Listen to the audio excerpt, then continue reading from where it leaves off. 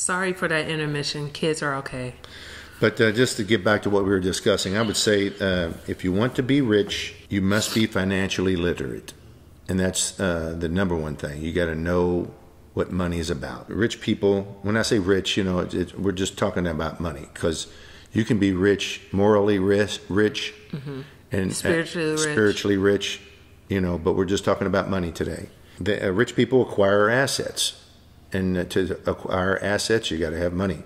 To have money, you got to understand money, and you got to make it work for you. And then if you don't have the money, you have to find people that have the money. And usually try not to go the bank route only because of like interest rates, but usually try to find real estate investors or people who... Or family members. Members, yeah, or people who's willing to invest, so... But they're going to be investing in you, so prove to them that you're worthy of that investment. And you may have to take a cut where when you do make your profit, you're paying them a big share because they are investing their money, but it's all will be worth the risk. And some of the caveats that I would like to share that I've made notes of: more money seldom solves money problems. Intelligence solves the problems. If you have dug yourself into that hole, stop digging. Many people do things because everyone else does. The fear of being different prevents most people from seeking new ways to solve problems. Stop letting fear control you. There's 5 things that are very important to me, and it comes from your mind. What are the 5 things? It's controlling fear, cynicism, laziness, bad habits, and arrogance. And I want to tell you, we've talked about fear, but fear will keep you from striving for your dreams. So you have to be comfortable with the fear. I hate losing. I don't fear losing because I'm going to learn from it if I do lose. But you have to control that, because if you're not in the game, you can't win the game. You can't play the game until you're in the game. Another saying that my father said: you can't make a tackle standing on the sidelines. You got to get in there. Cynicism is one. It's big. If you ask my daughters, and really any of my kids, they'll tell you, what does Daddy not like? Daddy doesn't like whiners and complainers and negative people. You do that, there is nothing to gain by being negative. Nothing to gain by telling yourself, I can't do this. When I tell people that say, well, I can't do this, I can't afford that. What can you do to afford that? What can you do to be able to do that? And I feel like if you can think it or dream it, you can attain it. And you have to be willing to do it and try it and not worry about failing. That you control that, and that's a big part of the battle.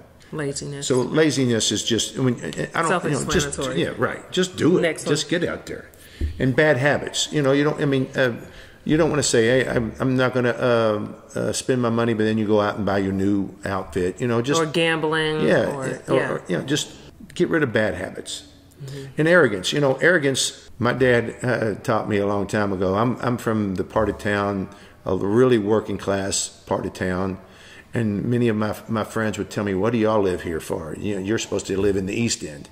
And my dad would get all mad because he said, hey, our money's the same color as their money. We live here because we want to. We can live where we want to live. Because arrogance, anything can be taken away from you. That's what I was going to say. As quick as it comes, it can go even faster. So never get arrogant. Always remain humble. And usually the most arrogant people that I know are just hiding their ignorance.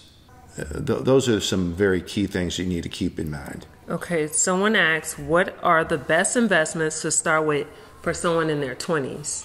Again, to me, investing in yourself. Educate yourself, and once you learn money issues, then focus on your dreams and your passions. So I have a new friend that was telling me that one of the Louisville football players. I said, what are your goals? He said he wants to be a fashion designer. And then I would tell him, make sure you understand money first, so you can be able to invest in your fashion, your clothing lines. Make sure you understand about banknotes and anything about financing. So that's really the number one thing you got to do. What if it was like real estate? Where would you start with an investment? Well, again, like residential? Would you do commercial? No. Let's assume that you have your real estate license. Then you want to invest. I would invest in a duplex. If you're single, if you're in your 20s, and buy you a duplex, live in one, rent out the other. Bring some money in that's going to help cover the mortgage. That's what I would do. Don't be afraid to live next to someone, because you'll be able to pick who you can live with, who you can be very picky on who you allow to live next door to you, and so do that. So residential. Yeah. Obtain a forever home or investment property. I would say, our number one rule, 1, 2, 3, don't fall in love with real estate. Yeah. Okay, you wasn't on point with that. Well, Chris always tell me, we never fall in love with real estate, so there is no forever home in real estate. No, exactly. There is no forever home. So definitely investment property. Investment property, because as what we were just talking about, you never fall in love with your real estate. Everything I own is for sale, except my family. Yeah. That's one of our old sayings. Never fall in love with your real estate, and everything's for sale except your family. Ira, hey, stop it, guys. Do you two have a Roth IRA account? No. I believe that there's a maximum. I haven't looked into it in a long time. If you make more than a certain amount, then you can't have a Roth IRA. So at one time I did, but. And I wish I knew this type of stocks that we have for the kids. But that's important. Not putting money away from that. Speaking of children, if you have kids that are of working age, if you have 18-year-old kids. That's actually the next question. This one says, I'm 18 in college and I want to start working on building my credit, but I don't know where to start. Any advice? Well, I was looking at it from a parent's point of view. That's what I was going to say, because I told Chris to put the girls on your credit card. Well, yeah, that's what I've done, and their credit has been wonderful because I control what they buy, but everything I get, everything I pay for on my credit card builds up their credit. Their credit is strong because I put them on my credit cards, and they're not they don't abuse it. So, but I also. Oh, wait. No, I was going to say that, if they're still living at home, if they're 18, 19, 20, the parents should charge them rent and just hold that money off. And so when they move out and need a new place, or if they need a down payment, that money that they've been paying rent off of. You hold it, yeah. Will help them in their down payment for something. I was going to say, let's just say you don't have a reliable family. One of the things that I did to build my credit was go out and get like a Capital One credit card. And it may not be a super high limit. It may even only be $100, but like spend $25 is what I'm saying. Spend $25, pay it off. And that'll keep doing that. Spending only like a third of whatever the credit limit is and pay it off right away. Yeah. And that'll slowly build your credit. Always make sure you're paying your bills before they're due. That'll also build your credit. And I know Capital One is a good starter card. Amex could be a bit tricky. I don't know if they run your credit to have a... Well, they charge you a fee every year, but Yeah, but Capital One definitely, or even like Chase, or like a credit union. You have to pay them off every month. Pay them off. Because the interest that you pay, that you would pay, is just going to ruin any benefit that you have on it. So just pay them off, and then you're using their money for free each month. Okay, so for someone coming from low income / poverty mindset, in the past, what are some basic steps for beginners? So beginner steps, I would say Rich Dad, Poor Dad, that book. I do want to emphasize that it's important to really educate yourself, especially with someone coming from a low income poverty mindset. It's so many books out there that would teach you how to rethink that. Yeah, it was so fun to read that book because it reminded me of everything my father taught me. And, it's interesting because I don't always like to call, I'm sure he named the book so he could sell the books, but The Rich Dad and a Poor Dad, his dad was a college educator. So technically he wasn't poor, but he had that poor mindset, the one that he wasn't going to ever do better than what he was doing.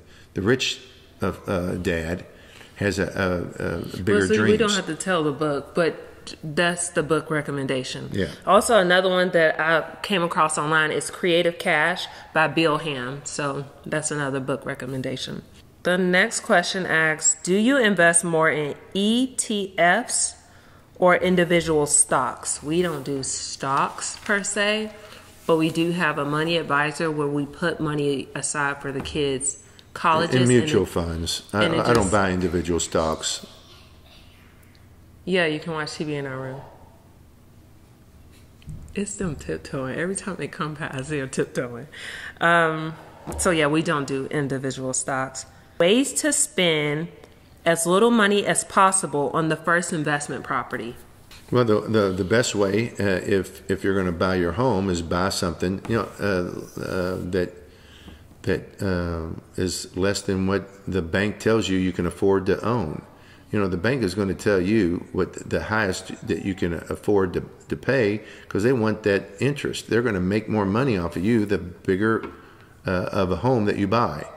My first home, what I did, and I bought a mobile home from my father. My father was in the mobile home business, and he sold mobile homes. I got to buy a house for $20,000. And I lived in it for a year with my wife, my first wife, and my kid, my firstborn. And it was paid for. And after the year, while I was building my first house, I sold that house and made $5,000 off of it. So that whole year, I didn't have to. It didn't cost me anything to live there. When I built that first home, you gotta be willing to make some sacrifices. I made probably 18 sacrifices because I sold every time I built my own home. Somebody wanted to go. I would always have it for sale because everything's for sale except my family. Somebody wanted to pay me. I made $50,000 on that first home. Now I'm still very good friends with my ex-wife, but I got a funny story. We started off in a mobile home that I paid for in cash. And we moved so many times to where I had $1 million home, and right before we got divorced. So I was able to, and I don't know if moving 19 times had anything to do with it. Probably didn't help, but we did. Were able to make that money and didn't have to pay taxes on it, because when you build your own home and you sell your own home, you can put all that money into the next home. On your homes, you can sell your homes and not have to pay capital gains if it's under a certain amount of money. I think it's $600,000. So at any time we sold our home under $600,000, we were able to just put that money into the next home. But Nikki mentioned 1031s. And yeah, I want to talk about 1031s. Because that's a nice other way to delay your taxes. You're never going to avoid your taxes. It just gives you an opportunity to pay it down the road. So, for example, I bought that mobile home park. And when I sold that mobile home park, I made, I don't know, about $1 million on it. I put it in a 1031 tax-deferred exchange, tax-deferred, and put it in a third party that ended up, and I looked for another piece of property. I ended up buying a triple net lease from Captain D's. I took that money, bought a Captain D's. A restaurant, just say yeah, it was a restaurant, and put it on a 15-year fully amortized loan. After 15 years, that place was paid for. You want to have that triple net lease when where you do absolutely nothing. Now, think about it, sweetie. You're using all these words, and these are people who don't know anything. What is a triple net lease? A triple net lease would be, thank you, great question.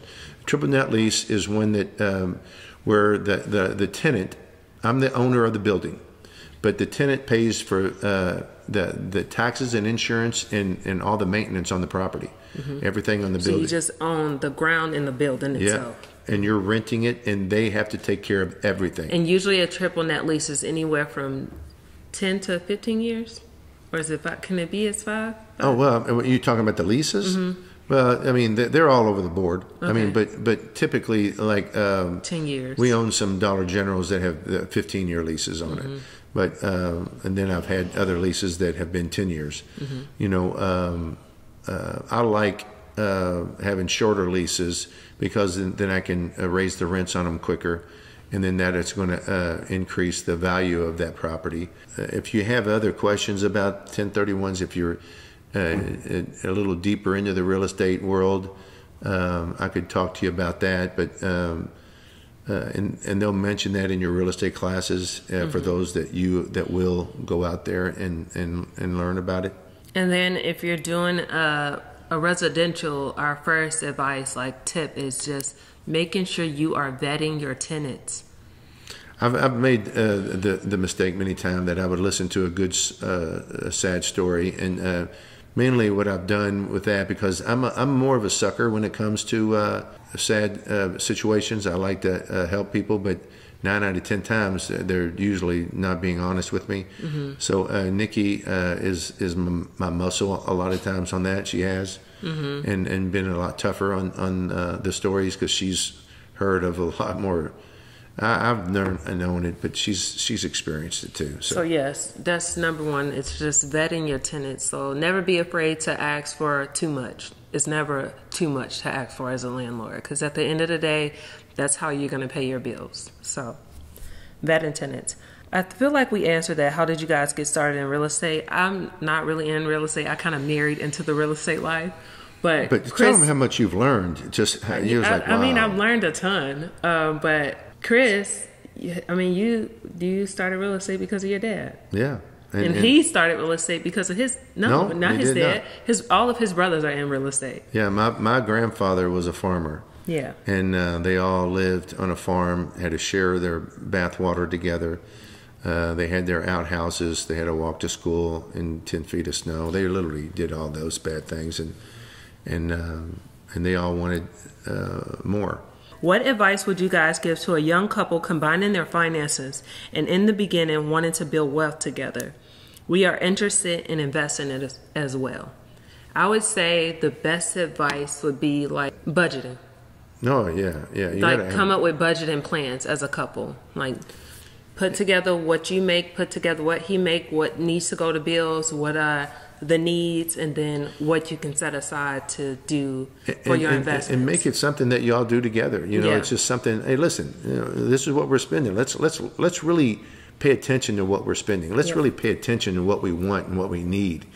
And control that. The more control you have over your life, the better. How do you begin having conversations about wills and estates? It's an awkward conversation for my man and I, but we need to have it. Well, I feel like everybody gonna die. No, wait. Before we talk about wills and estates, let's talk about this, because I see it too much, and I even talk about my youngest. Talk about this like a grayness in her head. Life insurance. Please, as young people, get life insurance. It should not be on your families to have to pay for your burial. Like that shouldn't be a burden on them. It's so cheap to get it while you're young and healthy, but life insurance is something else that you should really try to invest in, because you just never, like, nothing is promised. Yeah, no, you need to do that. I mean, at the minimum, just enough to pay for your expenses. Mm-hmm. But, to go back to the question, it's a mindset. Listen, we're all going to die. I look at it as black and white. There is no gray area. To me, it's not an uncomfortable subject, because we are going to die, every one of us. And what better way to pass away than to be in control when you're gone? That you already have it laid out. You know exactly what's going to happen. I have my will. I have my estate plan mm-hmm. lined up. My what's the one that they call when you're sick? If you need your if you come incapacitated and you can't make your own decisions. Oh, not your living will, but your living will. Oh, is that what it was? I'm pretty sure that's what it's called. Oh. Just be realistic about it. Don't feel uncomfortable about it. Again, it's just a mindset. You have to control your thoughts. Put that aside and just talk the facts. Everybody's going to die. So let's figure it out now. Let's get it done. How should you go about saving money as an 18-year-old? I feel like that's a great place to start as an 18-year-old. Well, I think just the fact that he's asking that is a great question, because a lot of 18-year-olds are not even concerned about that. So saving money. So, yeah. I'm think... Okay, so like for adults, I feel like if you're saving money that, if you just have it sitting in a saving account, it really does you no good. But like as a younger person, save that money, every time you get paid or get a little check, put a certain percentage aside. And who knows, by the time you're 21, you could probably use that as a down payment for your first investment property or whatever it is you want to do. In hindsight, had I not had a dad in real estate, if I was 18, I would have had a financial advisor, and I would have put money into the stock market. you can play around. You can risk a lot more when you're 18 versus when you're 40. You can risk losing some versus spending your money and wasting it away. And if your parents aren't collecting your rent, put it aside and say, just start pretending that you're already out on your own. Yeah. Okay, I'm going to put this in my deposit, my savings. This is my rent. I'm paying my rent. I'm paying my utilities. Just start making a game out of it, and it's going to be a serious game that you're going to benefit from it. How do you find good contractors?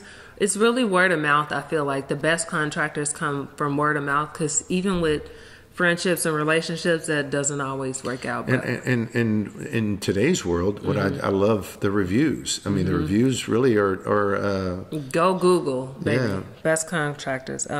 Okay, any advice for someone who really wants to start a business, but I have no idea what business to start yet? Like advice on what you think someone should do even before starting a business. Hope you guys understand my question. Yeah, I understand. I feel like we kind of answered it, though. I would just start saving your money. Yeah. Just saving your money until you figure out what you want to do. But you really want to know what you want to do before you go putting your money into anything. And that's maybe where education, maybe going to school and learning. I would say that was a great reason to go to college, is try to learn what you want to do in life. But if you already know what you want to do, let me tell you, if you want to be an electrician, be an electrician. There's so many trades that are making six figures now because all these kids have stopped going to the trade schools for different reasons. But the trades are underappreciated, undervalued, and you can actually get the trade. You can get an electrician or a plumber to pay for your education as long as you work for them for 5 years. There's a lot of great things you can do. Having a trade, but you got to know what you want. My dad did a trade, and he's been able to finance. I mean, taking care of 3 girls, putting all of us. Well, minus my oldest sister, she had. I mean, that's a whole nother story. But in private schools, and all because he took up a trade. And you still want to. I can't tell you enough about being a jack of all trades. And not putting all your eggs in one basket. Get to know a little bit about everything. Don't start a business if you have no passion for it. But we're coming up on our time, and I'm on my last page, and I just want to recap that winners know that failure inspires winning. So why be afraid of failure when it can be used to lead you to greatness? So get rid of your fear. Understanding that not being afraid of failure doesn't mean that you can't still have failure and still hate failure, because I do. Don't bury your losses. Be inspired by them. Turn every disaster into an opportunity, because you can. Being arrogant costs money. Many use it to try and hide their own ignorance. Don't say, I can't afford something. Say, how can I afford it? I feel like we could just stop it with this question. Yep. What is the worst advice you see on social media for beginning investors? I would say, because I'm on social media a lot, the worst advice, quiet. The worst advice that I see on social media is people saying, buy my class, pay for my master class, and I'll show you how to be a millionaire. When I feel like the people who are genuinely willing to teach you are like your next door neighbors. Like, I mean, they're not going to charge you to teach you how to make money. Does that make sense? No, yeah. There's a lot of scammers out there. There's so many scams out there that I see, and I'm like just hanging around our super wealthy friends. They'll just naturally just drop gems on you. Like, I just say learning from building relationships with people. Educate yourself. One of the things, if I haven't said it already, I like being around people that are smarter than me. Yes. I don't want to be in the room that and I'm the smartest guy. No, I won't be able to learn anything, and I'm going to be wasting a lot of my time. Very comfortable being the dumbest one in the room. All right. And we'd like to thank you guys so much for tuning in. We'll have a part 2 answering questions that I got from Instagram, but these are all the questions that I got from YouTube. So stay tuned for that. Let us know if you have any other questions, and let us know what you learned and when you're making your first $1 million. Yeah. Keep your mind straight. Keep your mind strong. And it's what's between your ears that's going to lead you to greatness. All right.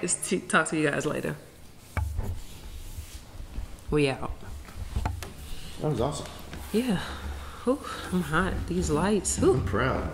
I'm excited. I get all my points across.